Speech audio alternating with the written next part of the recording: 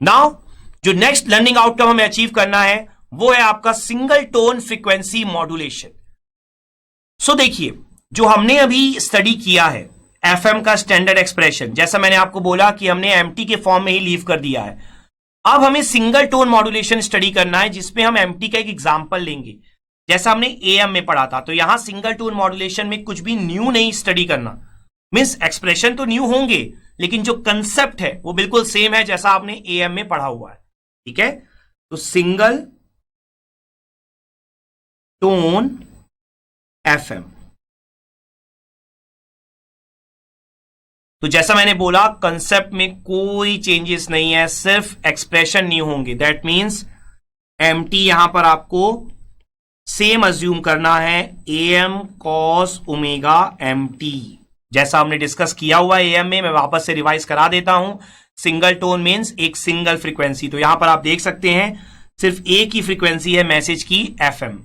ठीक है, और एक इंपल्स बनेगा एफएम पर और एक इंपल्स बनेगा माइनस एफएम पे। मैं आपके लिए ड्रॉ भी कर देता हूं, ऑल दो यहां पर एक्सप्रेशन के टाइम पे ड्रॉ करने की जरूरत नहीं है, लेकिन हम ड्रॉ कर लेते हैं।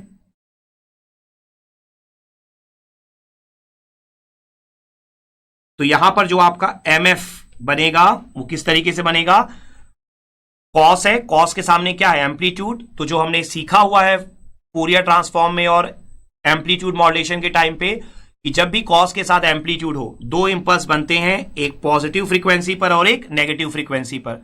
तो फ्रीक्वेंसी क्या है, एफएम, तो प्लस एफएम और माइनस एफएम, और एम्पलीट्यूड क्या होता है आपका, डिवाइडेड बाय 2, तो एएम बाई 2।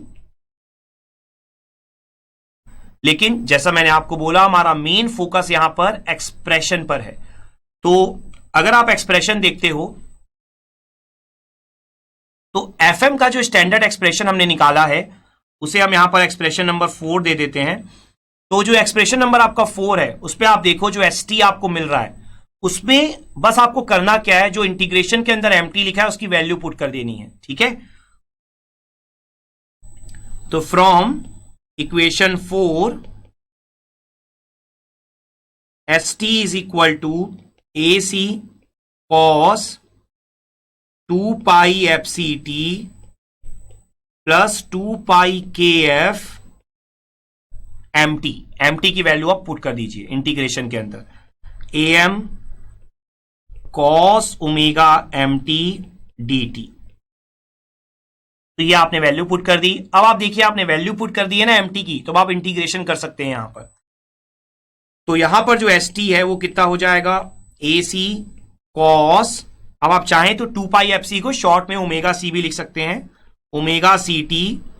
अब देखिए am आपका कांस्टेंट है तो उसे बाहर कर दीजिए, 2 पाई kf am।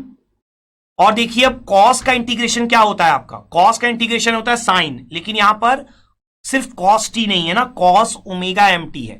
तो क्या हो जाएगा integration, sine omega mt divided by omega m। तो यहां पर जो st है आपका वो हो जाएगा AC cos omega ct plus, अब देखिए ओमेगा m को हम क्या लिख सकते हैं, 2 पाई fm, हमें पता ही है omega is equal to 2 pi f।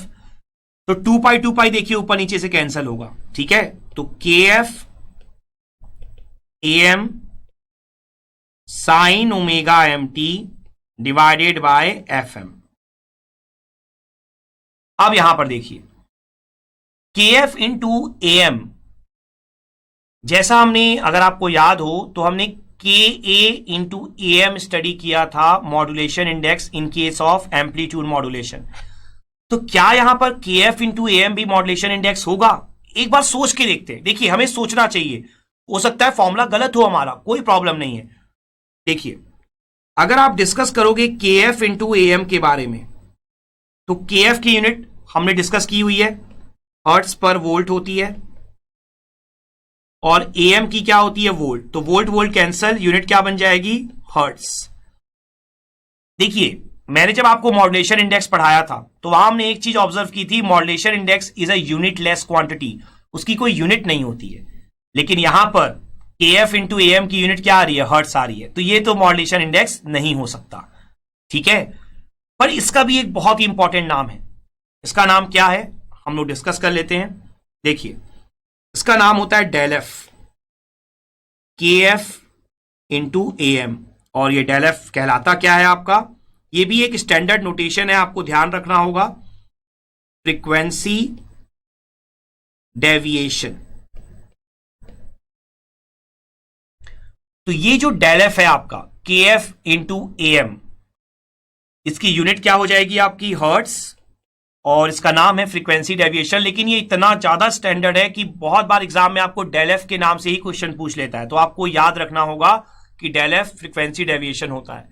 अब आप देखिए, डेल एफ तो आपने डिफाइन कर लिया, तो फिर अब मॉड्यूलेशन इंडेक्स क्या होगा, क्योंकि आपको पता है जब भी आप सिंगल टोन मॉड्यूलेशन पढ़ते हो तो मॉड्यूलेशन इंडेक्स जरूर पढ़ते हो आप। तो यहां पर मॉड्यूलेशन इंडेक्स जैसा हम जानते हैं यूनिट लेस होता है। तो आप देखो, के एफ इंटू ए एम, ये आपका हर्ट्स है, एफ एम भी क्या है, हर्ट्स है, तो हर्ट्स बाई हर्ट्स क्या बनेगा, यूनिट लेस।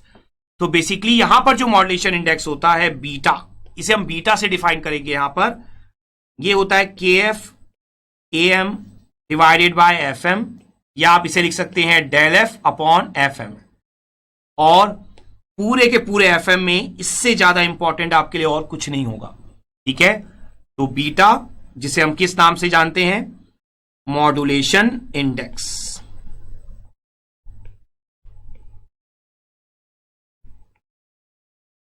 ठीक है, तो ये जो आपने मॉड्यूलेशन इंडेक्स अब यहां पर सीखा है, इसकी यूनिट आप देख सकते हैं यूनिट लेस है। तो इस मॉड्यूलेशन इंडेक्स को अगर हम, या बीटा को अगर हम यहां पर रिप्रेजेंट करें एसटी में, तो हमारा एसटी का एक्सप्रेशन कैसा दिखाई देगा। तो देखिए आप, s t is equal to a c cos omega c t plus beta sine omega m T.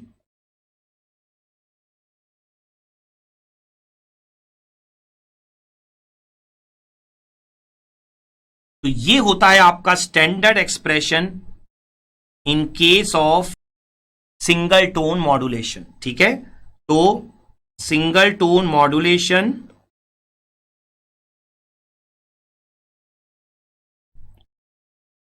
Standard expression. तो इसी एक्सप्रेशन के थ्रू आगे जाकर हम narrow band and wide band पढ़ेंगे, जिसका डिस्कशन अभी मैं ब्रीफ में करूंगा आपके साथ। तो आप देखिए, यहां पर ये जो बीटा हमने डिफाइन किया है मॉड्यूलेशन इंडेक्स, उसके बारे में थोड़ा सा और एनालिसिस कर लेते हैं, कुछ इंपॉर्टेंट पॉइंट्स डिस्कस कर लेते हैं। तो देखिए, ये जो बीटा हमने पढ़ा del f upon f M,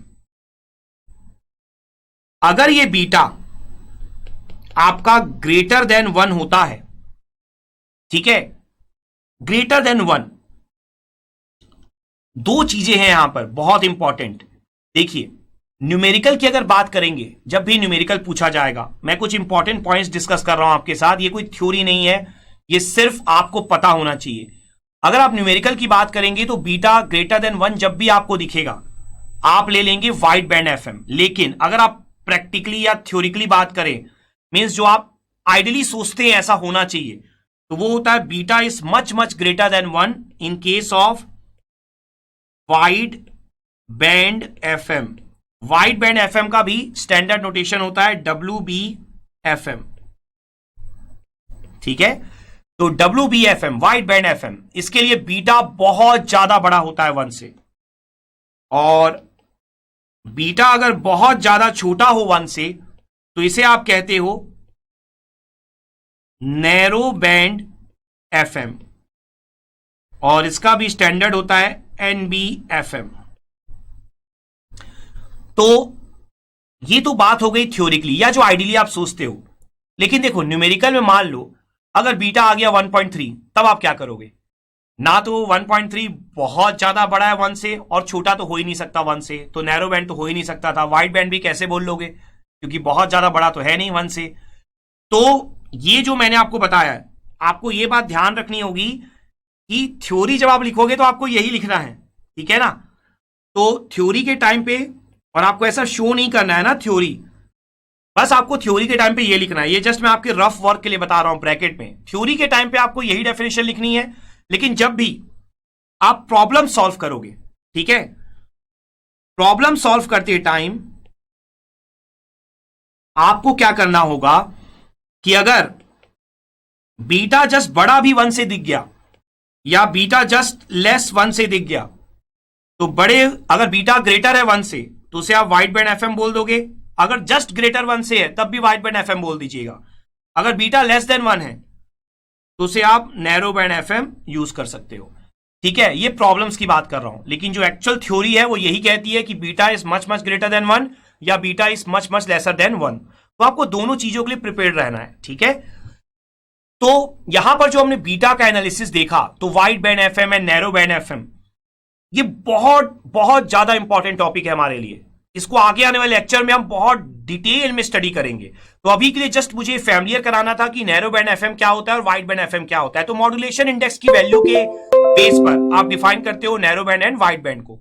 अब यहां पर एक और इंपॉर्टेंट पॉइंट है, जैसा मैं बार बार आपको 2 पॉइंट बोल रहा हूं।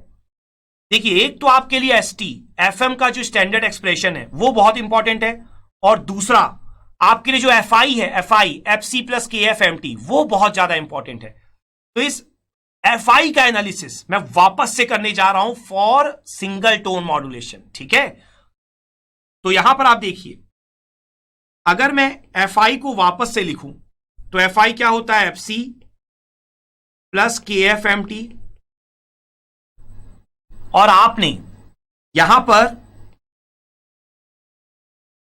एमटी की वैल्यू क्या अज्यूम की है, a m cos omega m t. तो k F into A M क्या होता है, हम डिफाइन कर चुके हैं, ये होता है आपका डेल एफ, फ्रीक्वेंसी डेविएशन।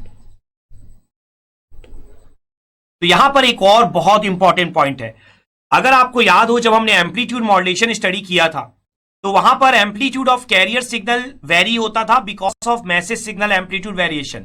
तो हमने वहां पर एएस मैक्सिमम और एएस मिनिमम निकाला था, मतलब जो मॉड्यूलेटेड सिग्नल का एम्पलीट्यूड है, जो वेरिएबल होगा, उसका मैक्सिमम वैल्यू और मिनिमम वैल्यू निकाला था।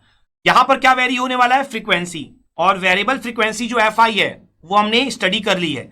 तो इस एफ आई की भी मैक्सिमम वैल्यू क्या होगी, वेरिएशन है तो मैक्सिमम कुछ तो कुछ होगा, मिनिमम वैल्यू क्या होगी, ये दोनों चीजें भी हमें निकालनी होंगी। तो आप देखिए, एफ आई मैक्सिमम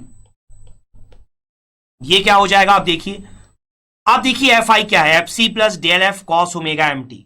तो मैक्सिमम कब होगा, देखिए एफ सी कॉन्स्टेंट है, आपको पता है, k F into A M, मतलब डेल एफ भी कॉन्स्टेंट है। तो मैक्सिमम कब होगा, जब ये आपका कॉस मैक्सिमम होगा। तो कॉस की मैक्सिमम वैल्यू क्या होती है, 1। तो यहां पर आपका आंसर क्या हो जाएगा, F C plus del F. Similarly F I minimum, minimum कब होगा, जब कॉस मिनिमम होगा। तो मिनिमम वैल्यू ऑफ कोसाइन क्या होती है आपकी, -1। तो F C minus del F. तो अब आप मुझे बताइए, कोई भी एक एम्पलीट्यूड ले लीजिए या फ्रीक्वेंसी ले लीजिए, उसकी मान लीजिए मिनिमम वैल्यू है -2, या आप चलिए पॉजिटिव में लीजिए, मिनिमम वैल्यू है 2, मैक्सिमम वैल्यू है 6। ठीक है, तो अगर आप बोलेंगे टोटल कितना, टोटल विथ कितना है या टोटल रेंज कितना है आपका, रेंज तो 2 से 8 हो गया आपका, लेकिन टोटल उसका गैप कितना है, तो आप क्या बोलेंगे, 8 - 2 दैट इज 6। मिनिमम 2 है, मैक्सिमम 8 है, तो टोटल गैप कितने का हो गया, 6 का। वैसे ही जो एफ आई मैक्सिमम है वो मैक्सिमम पॉसिबल फ्रीक्वेंसी दिखा रहा है, एफ आई मिनिमम क्या दिखा रहा है, मिनिमम पॉसिबल फ्रीक्वेंसी। तो एक बहुत इंपॉर्टेंट टर्म आप डिफाइन कर रहे हैं जो कई बार न्यूमेरिकल्स में पूछा जाता है, लेकिन हम उस टर्म से फैमिलियर ही नहीं होते, इसलिए हम क्वेश्चन सॉल्व नहीं कर पाते। अदरवाइज क्वेश्चन का आंसर जस्ट एक लाइन का होता है। तो वो टर्म क्या है, वो टर्म है आपका total frequency swing, total frequency swing in FM. Means frequency swing मतलब मिनिमम से लेकर पूरा मैक्सिमम तक कितना हो सकता है। तो आप क्या करेंगे, F I max minus F I mean. तो यहां पर जो टोटल फ्रीक्वेंसी स्विंग आ जाएगी, एफ सी plus del F minus F C minus del F. तो ये हो जाएगा 2 डेल एफ। तो ये भी एक बहुत इंपॉर्टेंट कंसेप्ट है, इसे भी आपको माइंड में रखना है, specially numerical point of view से। क्लियर अच्छे से? तो यहां पर जो हमने कंसेप्ट स्टडी किए हैं सिंगल टोन मॉड्यूलेशन से रिलेटेड, स्पेशली एफआई से रिलेटेड, क्योंकि जो एसटी का जो कंसेप्ट है ना, वो तो आगे जाके जब आप narrow band and wide band पढ़ेंगे तब आप और भी ज्यादा डिटेल में पढ़ने वाले हैं। लेकिन जो एफआई का कंसेप्ट है वो आप आगे जाके बार बार नहीं स्टडी करेंगे। जो आपने स्टडी कर लिया बस वही बार बार आपका रिपीट होगा, मतलब इसमें आप कुछ एक्स्ट्रा स्टडी नहीं करने वाले हैं। लेकिन एसटी के एक्सप्रेशन में आप एक्स्ट्रा बहुत कुछ स्टडी करेंगे। तो जो एफआई का कंसेप्ट है, जो आपने स्टडी कर लिया है, जो आपको इतना ही स्टडी करना है, तो उससे रिलेटेड यहां पर मैं एक एग्जांपल शो कर देता हूं, वैल्यू वाइज, न्यूमेरिकल वाइज, जिससे आपको इस एफआई का कंसेप्ट और अच्छे से समझ में आ जाएगा। तो आप देखिए, यहां पर मैं एक एग्जांपल ले रहा हूं, जस्ट वैल्यू वाइज एग्जांपल ले रहा हूं इस थ्योरी को क्लियर करने के लिए। तो मान लीजिए आपको एफसी दिया हुआ है 1 मेगाहर्ट्ज, ठीक है। उसके अलावा आपको यहां पर दिया हुआ है एफआई मैक्सिमम। एफआई मैक्सिमम आपको दिया हुआ है 1.2 मेगाहर्ट्ज, ठीक है। तो आपसे पूछा क्या क्या है, एफआई मिनिमम, एंड आपसे एक और पॉइंट यहां पर पूछा हुआ है, वो पूछा हुआ है total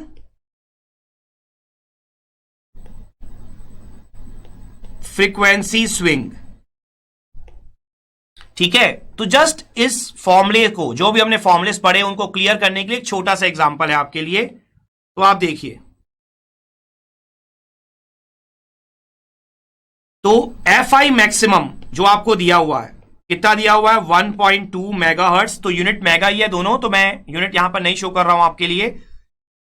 FC plus del F, ठीक है। तो यहां पर एफसी की वैल्यू भी आपको पता है, तो 1.2 is equal to 1 plus del F. तो यहां से आप देखिए, डेल एफ की वैल्यू आपको मिल जाएगी 1.2 माइनस 1, दैट इज 0.2 मेगाहर्ट्ज, ठीक है। डेल एफ मिल गया। डेल एफ जैसे ही मिलेगा, देखिए आप, सो टोटल फ्रीक्वेंसी स्विंग भी अब आप डायरेक्टली लिख सकते हैं क्योंकि आपने डेल एफ निकाल लिया है। तो टोटल फ्रीक्वेंसी स्विंग ये कितना हो जाएगा आपका, आपने फॉर्मूला यहां पर कैलकुलेट किया हुआ है 2 डेल एफ, तो कितना हो जाएगा 2 इंटू 0.2, दैट मीन्स 0.4 मेगाहर्ट्ज। और देखिए आपसे क्या पूछा है, आपसे पूछा हुआ है एफआई मिनिमम। तो एफआई मिनिमम का फॉर्मूला क्या है आपका, एफसी माइनस डेल एफ। तो देखिए आपको एफसी पता है 1, डेल एफ पता है 0.2, तो कितना हो जाएगा 0.8 मेगाहर्ट्ज। तो देख सकते हैं आप, बहुत इजी न्यूमेरिकल था, जस्ट जो हमने फॉर्मूले पढ़े उनसे आपको फैमिलियर कराना था और अच्छे से, ताकि आप फॉर्मूलों को और अच्छे से समझ पाए, अंडरस्टैंड कर पाए। इसलिए जस्ट हमने एक सिंपल सा न्यूमेरिकल यहां पर लिया। सो आई होप आपको ये सिंगल टोन मॉड्यूलेशन वाला कंसेप्ट, जिसमें हमने एसटी का एक्सप्रेशन देखा और एफआई पर हमने फोकस किया, वो आपको अच्छे से समझ में आ गया होगा। अगर आपको कोई डाउट हो तो आप पूछ सकते हो। So can you tell me the importance of frequency deviation? Okay, so इनका क्वेश्चन है कि डेल एफ की इंपॉर्टेंस क्या है, फ्रीक्वेंसी डेविएशन की इंपॉर्टेंस क्या है। तो देखो, जैसे मैं आपको बार बार स्टार्ट से रिपीट कर रहा हूं कि जो आपका एफआई है वो क्या है, कैरियर फ्रीक्वेंसी में वेरिएशन। तो एफसी तो आपकी कैरियर फ्रीक्वेंसी है, बिफोर मॉड्यूलेशन कांस्टेंट फ्रीक्वेंसी है। तो उस एफसी में जो इंक्रीज हो रहा है, जो वेरिएशन हो रहा है, बेसिकली वो किसके कारण हो रहा था, जो हम स्टार्ट से पढ़ रहे हैं, प्लस के एफ एम टी के कारण। हमारा जो एफआई का फॉर्मूला था वो क्या था, एफसी प्लस के एफ एम टी। तो वो जो के एफ एम टी वाला टर्म है, एम टी की वैल्यू पुट करने पर ही तो वो डेल एफ आया है। तो बेसिकली जो डेल एफ है वो क्या शो कर रहा है कि एफआई, बेसिकली एफआई में वेरिएशन क्या हो रहा है, बेसिकली एफसी कितना इंक्रीज होगा या कितना डिक्रीज होगा, दैट्स इट। तो जो काम आपका के एफ इंटू एम टी का है, सेम काम एम टी का जो आपने एग्जाम्पल लिया सिंगल टोन मॉड्यूलेशन में, डेल एफ का है, ठीक है। सो आई होप आपका डाउट क्लियर हो गया होगा। सो आई होप आपने ये 4th learning outcome, that is single tone frequency modulation, achieve कर लिया होगा और आपको पूरा का पूरा कंसेप्ट बहुत अच्छे से समझ में आ गया होगा। Let's have a quick knowledge check.